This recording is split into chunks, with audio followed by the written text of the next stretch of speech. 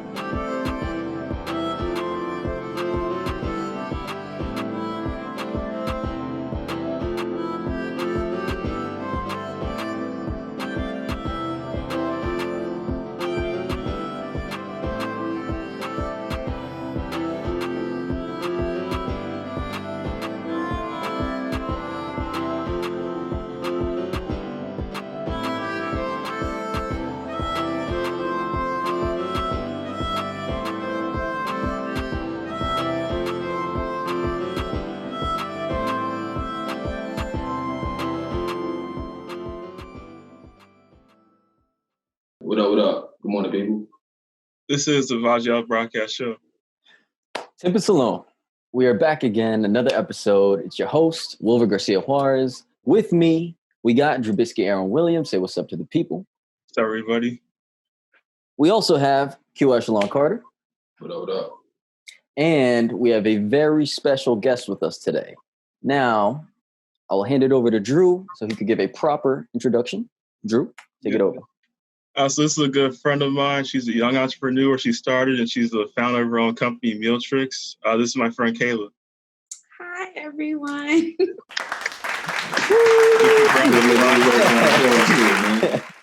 Fans out there who don't know who you are, Kayla, can you tell us a little bit about yourself? Yes. So my name is Kayla Copeland. I am a recent graduate from St. John's University, and I started Mealtrics essentially because I was really frustrated with the lack of health information specifically tailored to the Black community. So my company works on eliminating the health inequalities that are faced within the Black community, and that is by providing like health information, interesting facts, really tailoring my information to diseases that directly impact our community. Okay. And so like the name Mealtrics, where did that come from? So I was actually just writing something down. I was like, okay, what is kind of the point of your company? Like, and it was like, I wanted people to find new ways to kind of eat the same meals that they kind of already eating. So meal tricks, like, you know, tricks. And I just combined the words, and then there you came with Mealtrics. It actually only took like 2 hours maybe to come up with the name. That's pretty good. Yeah. 2 hours is impressive. Now, what was that day like when you decided to start your own company? Scary. Like, can you run us through that? Like, what led up to you deciding and be like, you know what, I actually want to do this? Okay, so I actually had the idea for Mealtrics my freshman year of college. But I had just like ran it by a friend. I was like, oh, what if like there was an app that could do da da da da. I'm not going to tell you what that is yet because, you know, soon come. But anyways, and then they were in text. They were like, we have to do all this research. Da da da da. Me, a freshman, just got to college. I was like, what are you talking about? I'm not doing that. So the idea came and died. Then about a year later, I was doing an internship, and my boss and I were discussing inventions or creations that would make life easier. So she named one, and then I said, "Oh, about a year ago, I came up with this like concept for this app, yada yada yada." And she's like, "Wow, that's really good." And so, as I left her office that day, it just like kept pulling on my heart, like, "This is something you should go after. This is something you should go after." And so then I called a friend of mine who was in tech, because originally my first idea for the company was an app, but now I see that's something that's later on down the road. So I did have a partner at first who was going to help me with the tech side, but as school started to come back, our schedule started to conflict, so we unfortunately had to dissolve that partnership. But yeah, that's kind of how it came to be. Just casually brought up in conversation, and it was just like pulled to my heart. And yeah, it was really full throttle. I mean, there's definitely been some setbacks with just trying to overcome my own confidence issues and not being afraid to put my own work out there. Yeah. So that I can definitely say is like nerve-wracking. So that's why I say it was scary. But it was also like very exciting to think of like, okay, I actually might have something that could really impact and change people's lives for the better, and including my own life. So in 10 years, when everything goes well, we want to speak positivity. Anybody that comes to the brand, we speak positivity. So in 10 years, where do you kind of vision Mealtrics to be? Or what do you want it to become? I want it to become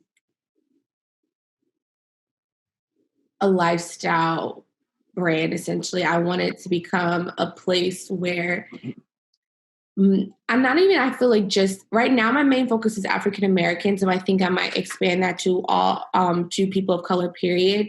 But I will just say where minorities feel like there's an actual information that's tailored to them, where people kind of feel like they have power back in their hands when it comes to their diet. And I definitely would like to be in an office building with a couple of employees in here. Doing the nutrition consulting side on one part, and then the app technology side on the other, as well as like community outreach. I have so many ideas for it. So yeah, definitely 10 years office building with employees, working on my 3 different branches of Mealtrics, and me as CEO of a privately owned, Black-owned women's company. Yeah. Hey, that's dope. I mean, give it time. Can't rush the process, but it'll get there. For sure. No, definitely. One question I do have: how has COVID-19 probably affected, from your opinion, people's decision making on how they eat? Oh, it's definitely like I've gained weight. Like I think everybody's pretty much gained weight. Yeah. I think you just have to. It was just the reality of the situation. You're now like stuck at home, with nowhere to go, and then you have the stress of the virus. Now you have the stress of the social justice issues coming to the forefront. So I'm realizing that cravings are really more spiritual. That a lot of times when we're craving certain foods, it's because another area of our life is essentially I kind of want to say bothered or hurting or need some form of attention. So sometimes people can find that relief through foods. So I think I see that a lot now with people just trying to like survive, and not everybody's super worried about, oh, am I eating the most nutritious meal? But on the other hand, I do see some people who have taken a more look into themselves in a holistic way. And that includes like the changing up of their diet and educating themselves. But yeah, I think it's just been really stressful for everybody. So if you ate a bag of chips at 2:00 in the morning last night, then you ate a bag of chips because you're tired and you deserve a bag of chips. Talk a little bit about that, your business. I know you kind of got dietary restrictions, so talk about that. Yeah, I was gonna ask before, like even going back to like unhealthy eating, like with college, we're kind of like, it's like our first time just being out in the open, just being ourselves, like just being able to just decide like, well, I want to eat this at a certain time. What would you recommend as far as like with college students in terms of like using resources to try and like eat healthy? Well, I would say, and I guess I can only really speak from St. John's perspective, utilizing your campus dining hall is at, or any, and also their dining restaurants are probably one of the easier ways if you have a meal plan, because a lot of times the food is going to be catered to satisfying dietary needs, at least according to the dietary guidelines that are set. So that when I was like a fake vegan for like 2 weeks, I found going to eating in a dining hall was the best way for me to do that. But I would say that for the college students who don't have meal plans, budgeting is essentially very important. Always like going to the grocery store with the list so you can see visually like what I need to get and like stick to that list. I know some people will also do meal prepping in college. I personally am not like a huge fan of meal prepping. That's because I get bored easily. So like I'm not going to eat the same food Monday through Friday. Like, that's just not happening. But for some people that does work for them, that's also a good way to maintain that you're staying on track. But I think it just eating right takes a lot of self-awareness. Like it's not just about picking the right foods. It's about being able to restrain yourself when you see that there's a bake sale on campus, but you know that that cupcake is filled with carbs and sugar, and that's something you should not be feeding your body. So yeah, that's kind of my advice. It's just utilize the dining hall, stick to your list at the grocery store, and if meal prepping works for you, then do that. But overall, just be self-aware, like listen to your body. Yeah. And don't eat late at night. It's not good for you at all. It might be a fun thing to do, but it's really not good for you. Well, I mean, Drew, continue, please. And then going back to like the dietary restrictions, I know for me personally, I have like tons of allergies. It'll take like a while just to name all of them. So I've been like growing up just learning how to diet myself. And I really have to like read like all like the labels for everything, literally like every single word. And I don't know what it is. I have to look at. I remember one time, me and Q, we were going shopping like at one shopping store. Like we saw this like one simple thing. You would think I only have like 3 or 4 ingredients. There's like 30 or 40. So like, can you talk about how like difficult it is to like reading like food labels and like how like you see these like long list of names, like how like complicated that can be? Yeah. Okay. So a trick with that is the ingredient that they use the most is always listed first. So it kind of goes the greatest to the least. You really want to stick with foods with 5 ingredients or less. Anything over that, is super processed, hella chemicals in it. But I think ingredients labels is very, very, very essential to feeding your body the right things. What else is another tip with ingredient list? Yeah, that's kind of pretty much it. 5 or less if you can, then okay, this is something better than me. You also want to be able to understand it. If you can't really pronounce it, then it's probably like, should I be eating this? And then again, knowing that the ingredients are listed from the greatest to the least amount. Another big thing I will say is the nutrition facts label. A lot of times we skip over that, but that helps guide you. So for instance, if like on a Haagen-Dazs ice cream, like a little small container, I think it says a serving size, I want to say it's like 1/3 of a cup or something like really small. And I'm like, okay, if something like that is super small, maybe I really shouldn't be eating that, because for real, who's having 1/3 of a scoop of ice cream? Nobody. So I think to the serving, Very good point. Oh yeah. Paying attention to the serving sizes will also help to say, okay, this is something that if I eat too much of it, will have my body probably feeling tired or worn out, which is like not a good thing at all.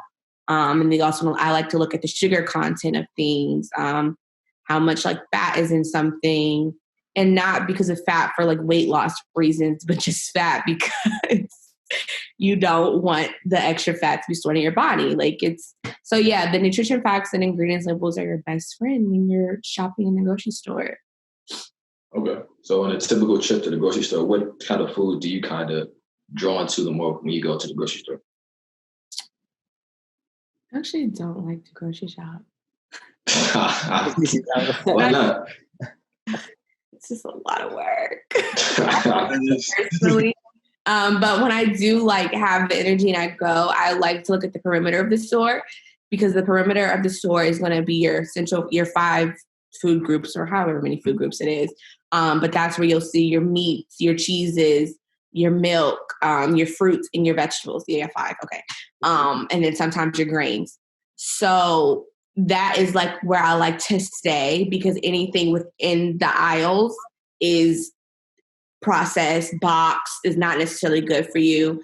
But I'm mostly drawn to vegetables. I love vegetables because it's really fun. You can do so many amazing things with them. And then another place I'm drawn to is fish. I really love salmon now. And fish, of course, is a great source of proteins if you want to get your 9 essential amino acids. Really great place. So yeah, just the perimeter of the store is where I like to go. Because that's your safest bet, essentially. And are you big into cooking now?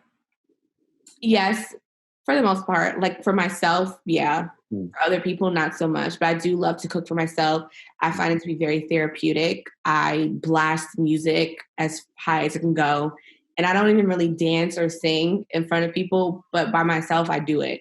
And, so yeah, cooking I think is super therapeutic. And it's really fun, I think, when you're not under pressure. That's good. And what do you think? So like, from all the stuff that you've tried so far, what's like the one thing that you can say for a fact? Like, if you had to cook something right now and all 3 of us had to try it, what would be your best dish? Salmon. That would be a no-go for me. One of the things I'm allergic to. Yeah, exactly. I was about to say, I was like, oh. Hey, Jabisky, what you gonna make, Jabisky? If we up all things, gotta eat it. I'm like very limited in terms. I can do like simple stuff, just like chicken, like steak, different stuff like that, like rice, potatoes. Like I tell you, I'm allergic to like a lot of stuff. Like it'll be like hard to like to explain it all. So we ain't going to Jabisky's house. What about you, Wilbur? If I had to cook something right now, probably, I don't know, pulled pork. I could probably do that. I could probably whip that up pretty good. Yeah. Pulled pork sandwich. Nah, seriously. Yeah. You'd be surprised. Come over whenever the COVID is done. Of course, we support social distancing, by the way. We're all at least 6 miles apart. All right, what about you, Q? About me? Yeah. I mean, I know my way around the kitchen a little bit. I can do a little something. I ain't saying no salmon. That's not what I heard. I ain't saying salmon. I can do, if I'm cooking, you ever heard of calzones? You know what that is? Mm-hmm. I could do a little calzone, a little broccoli with that. I can do a little bit. I chef. Homemade calzone, like you were sitting there rolling up the dough. Yeah, exactly. Yeah, I be chefing it up. Really going in. I be doing it, bro. I like to eat. Don't let the slender flame fool you, bro. You feel me? But just speaking of that, you feel me? I know, like, since Trubisky has a lot of dietary restrictions, a lot of time, me and him on a block or something like that, there's only fast food spots open. You know, the healthy eating options aren't necessarily open. So what's your kind of perspective on that? Wow, that is deep. Okay, so a lot of when you see, I think that's really just a byproduct of systematic racism, and just the intentional thing of keeping people of color from healthy options. I mean, not even healthy options, but better quality options, whether that's in their food, school systems, hospitals, all of that. In Queens, around our school is a bunch of unhealthy options, but then you have to look at the demographic of Queens and who primarily lives in those particular areas. So that's where you see a lot of times the fast food that's only open, the carry-out is only open late at night as you find it there. But then you might go to a different area of Queens or maybe out on Long Island, you'll see better, or Manhattan, you'll see better options. So it's definitely, just targeting people of color and putting the options that are going to essentially kill them in their face all the time, and they're giving them that is the only thing that they can do. So that's like my take on it. I think it's a crime what is going on with our food system. But who are you going to arrest? The entire government? Like, That's it. That actually brings me to my next question. What role do you think government plays on this, our food supply, how we eat? Huge supply. Okay. Did you know, well, probably not, that the school lunches like baseline was actually like written by the big meat and dairy industries, that they are the ones who set those things. For instance, the whole Got Milk campaign when we were in school, that was strictly so that the dairy companies would get more money, because we would see our favorite celebrities drinking milk. So, oh my God, we need to drink milk. It's literally just it's a financial game. So I think that the government has a very big role, but they have let the dollar get in the way of that. It wasn't actually until Ronald Reagan's administration that we saw the change in the quality of school lunches. School lunches were better for you, nutritious back then, but I don't know if he cut the funding or he did whatever, but that's why school lunches are what they are now. And we see that America has one of the worst school lunch meals in the entire world. So it definitely is the government's fault that things are the way they are, that people of color don't have accessibility to proper nutritional education, and nutrition education isn't really taught in school in the way that it should be, the way that people understand. It's not taught in the way that it relate. The most recent dietary guidelines that were put out for 2021 to 2025, I believe, still unfairly affect people of color, and not even just Black people, but we're also seeing with Native Americans and Latinos, like the staple foods that we're told to eat do not include anything that we would normally see within our household. So yeah, it's even knowing that America's population is so diverse, you still see government organizations still putting out some old way of eating that does nothing for the everyday person. So yeah, government is definitely responsible for the way that things are. How you feel about that, Drew? Yeah, I was about to say, I think that was, like, even going forward, that was one thing that Michelle Obama tried to push, which is healthy eating, like promoting that, especially for kids, especially dealing with obesity, because I don't think most people don't really even know, like, at a young age, you say, oh, I'm going to eat whatever, but you don't know, like, what you're actually putting in your system. So being, like, a big proponent for, like, healthy options is very good. What do you think about vegan and keto diets, like, stuff like that? Oh, I'm currently not vegan. I had tried it for like 2 weeks just to see and where it was good, but no. Keto, I think, is very unrealistic. It is not a diet that promotes longevity. Keto is essentially taking, what do you call it? Essentially, you're putting your body into shock by not eating certain things so that it can start to burn off fat. But it's not a long-term diet plan. I think this Western world is obsessed with the latest diet trends and cravings, but it's not sustainable at all. Like, I don't stand behind keto. Burger King has the Impossible Burger. I want your take on that. I had the Impossible meat one time when I went to Qdoba, and I don't know if it was maybe everything that I had in it, but I did not like it. Like, it was actually really gross. It left some like chemical type of feeling on my teeth and like just this nasty like taste. So that was my first and only time experiencing Impossible meat, and I was not a fan. I've never had it from Burger King. Because that's the one fast food chain for sure that I know for a fact is actually promoting a healthier alternative to their meat products. It's like Impossible meat, like, you don't have to stop eating meat. The thing is, how much of it are you eating? What is your day-to-day meals looking like? And most importantly as well, how are you preparing this said meat? So there's nothing wrong with meat, but it's just, you shouldn't be consuming it all the time. And I just think impossible meat is nasty, but that's my perspective. What about you? What you think, Trubisky?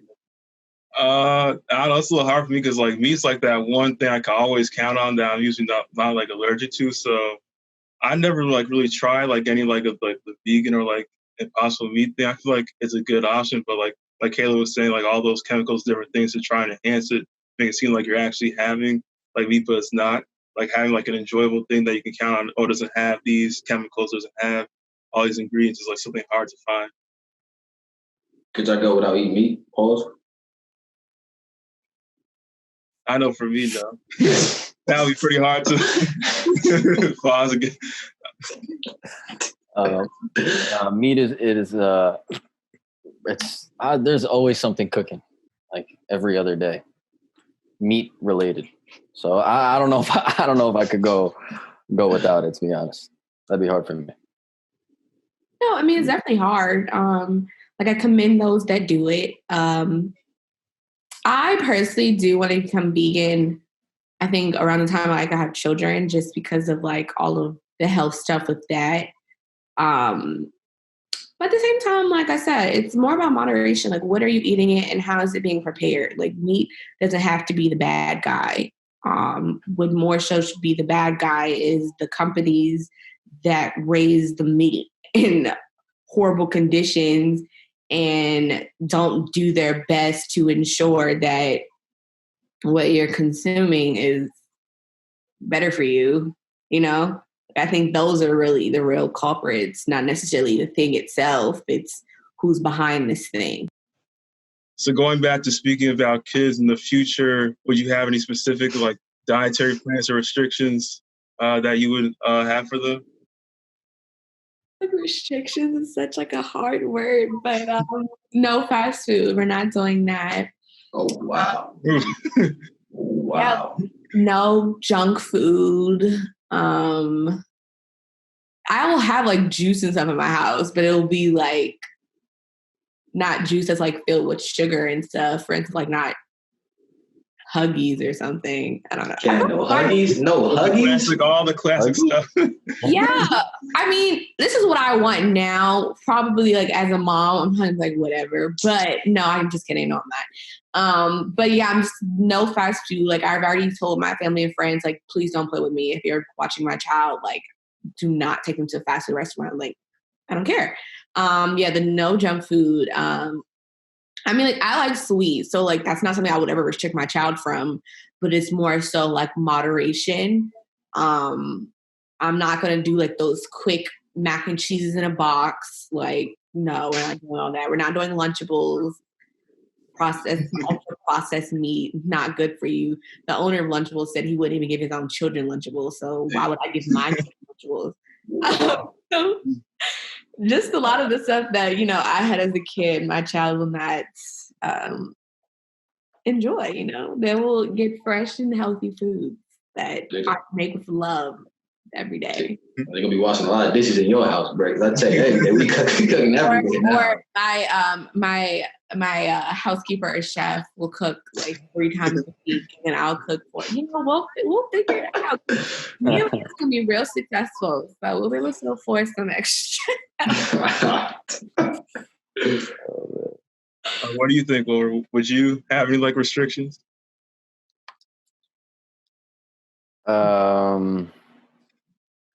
That's tricky. So like I'm trying to cut back on salt in general. I feel like I've eaten way too much salt since I was a kid. And last thing I want is high cholesterol, high blood pressure, and heart disease. I already know that's in my heritage. It's probably already in my blood. So trying to reduce the chances of that. And I definitely don't want my kids eating the same stuff that I was doing. I know for a fact I eat terrible, but I'm actually starting to change it. And actually I've been doing better since we've been in isolation, believe it or not. So like I actually haven't been gaining that much weight. I feel like I've kind of cut back on snacking. I think the thing was that I'm sleeping more regularly. So that reduces the need for me to snack more. So I think that might be it. What about you, Q? For me, I don't know about the fast food thing, but I think it's just about balance. It's about balance. I'll say that. You feel me? I don't want to restrict and say, nah, not this. Just as long as you got a balanced diet. So if you're going to, eat fast food every day, you better be eating fast food every day. It's just, I think everything's in moderation, like you were saying. It's just about, having, just watching what you eat, having a balanced diet. I'll say that. I know for me personally, I'll definitely moderate. I know it all goes back to, like, with me, hopefully this doesn't pass down, like, all the allergies, because that's really going to affect everything. I hope that they don't going to have to go through that. So I would say really just promoting healthy eating, like showing, like, the positives at an early age. I feel like as kids, you kind of just, like, push all these foods and you're kind of used to it, but you don't know why it's not good for you. So being able to, like, teach them that while they're young, like, hey, this is what it's about, like, starting it, like, from then on up. And it's really trying to, like, impose, like, a balanced diet. Should be pretty good. Sure. Did you guys ever used to, like, trade lunches when you guys were younger? No. No? I know, I definitely That was never a thing? Oh, Drew, I can understand you. I can understand you. That's like Russian roulette right there. So, yeah.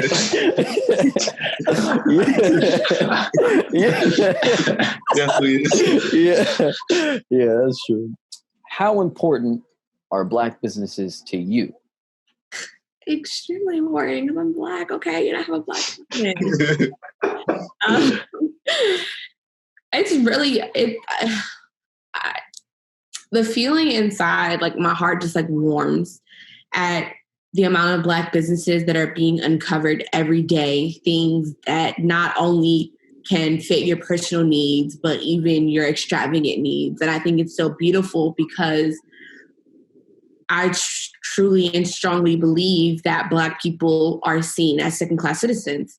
And I think with this movement of everyone really wanting to promote Black businesses, it shows that not only are we very much capable of it, but sometimes we can even do it better.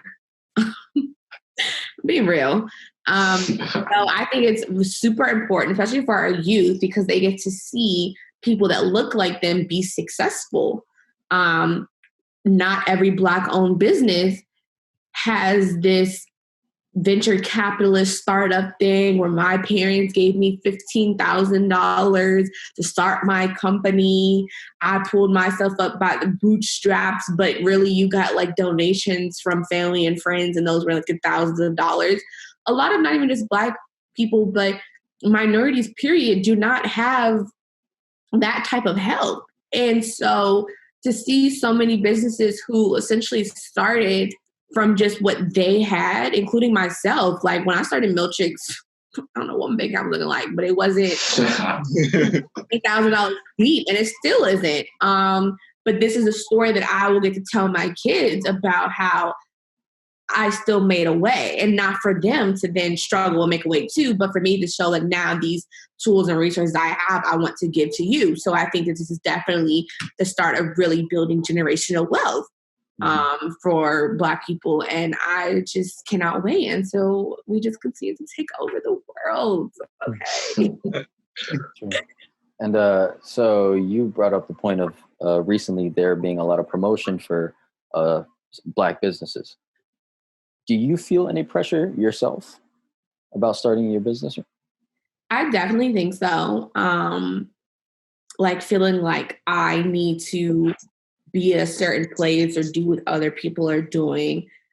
But I have to remember that that's not the right way. Especially for me, I'm very spiritual.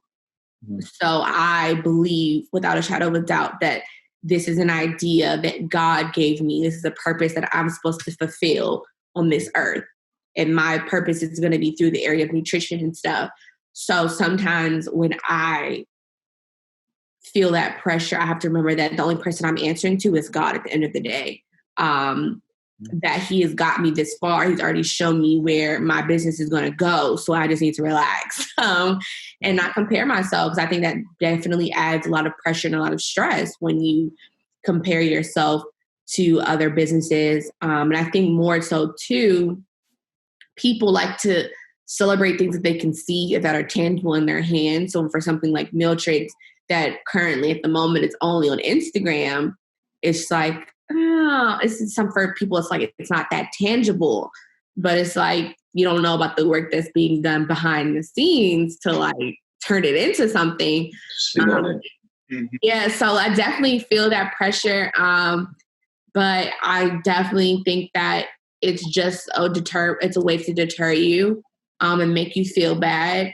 But I think that us entrepreneurs should definitely speak about that more and be more candid about the bad stuff we go through with trying to create a business, to be honest. Like, and that's what I aspire to do with Mealtrics, is to be honest. Like I think when I put out my first cooking video, I mentioned on my personal Instagram how much that was a struggle for me, and that it wasn't easy to do. And I didn't want to be this business owner that just promotes my business. Oh, lottie carefree, I'm always happy and fun. Like, that's not the case. There's times where you cry because you're just like, what the hell am I doing and why am I doing this? Yeah. So yeah, I think pressure and comparison is definitely the thief of joy. And I definitely get those emotions, I'm human. Thank you, everybody. Thank you, everybody, for tuning in. Look, shout out to our special guest, Kayla. Look, it was a pleasure having you here. We know for a fact you're going to be successful. We can't wait for it. We can't wait for everything that's coming down the line. We see big things. And I'm going to hand it over to you really quick. Is there anything else you want to say to the people, where they can reach you at? Okay, well, thank you for having me. You can follow Mealtrics Instagram at Mealtrics on Instagram. And I do want to say that I have a website coming out soon this fall, and it'll be mealtrics.com. But you can look for that announcement on my company's Instagram page. So thank you for having me.